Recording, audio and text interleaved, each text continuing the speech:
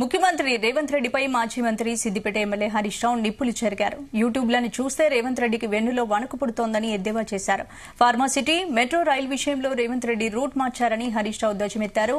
ఏ గ్రామానికి వెళ్లినా రుణమాఫీ కాలేదని చెప్తున్నారన్నారు. రేవంత్ రెడ్డి తొందరపాటు వల్ల స్థానిక కాంగ్రెస్ నాయకులు గ్రామాలకు వెళ్లలేని పరిస్థితి ఏర్పడింది.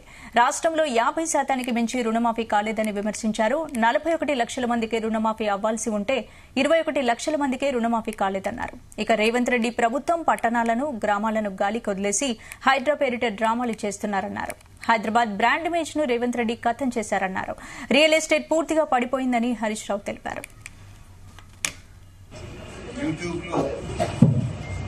కొద్ది నిమిషాల్లో, సెకండ్లలోనే సమాచారాన్ని ప్రజలకు చేరవేస్తూ ఎంతో క్రియాశీలక పాత్ర పోషిస్తా ఉన్నాయి.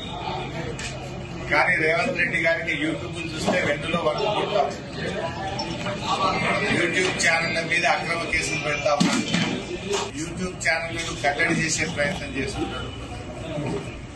ఉన్నదంటే అంత ఉలికెందుకు రేవంత్ రెడ్డి గారిని?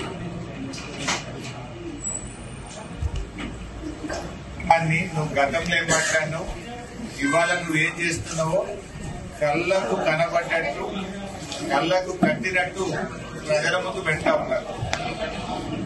నీ దొల్లతనం బయటపడ్డది. ఆ రోజు ఫార్మాసిటీ రద్దన్నావు, మళ్ళా తెల్లారే లేలే రద్దు కాలేదు అన్నా. మెట్రో రైలు రద్దన్నావు, లేలే అట్లేం కాదు తెల్లారి మళ్ళేమన్నావు రూట్ మార్చినా అని ప్లేట్ మార్చినావు. ఏ నిర్ణయం మీద కూడా స్థిరంగా లేవు.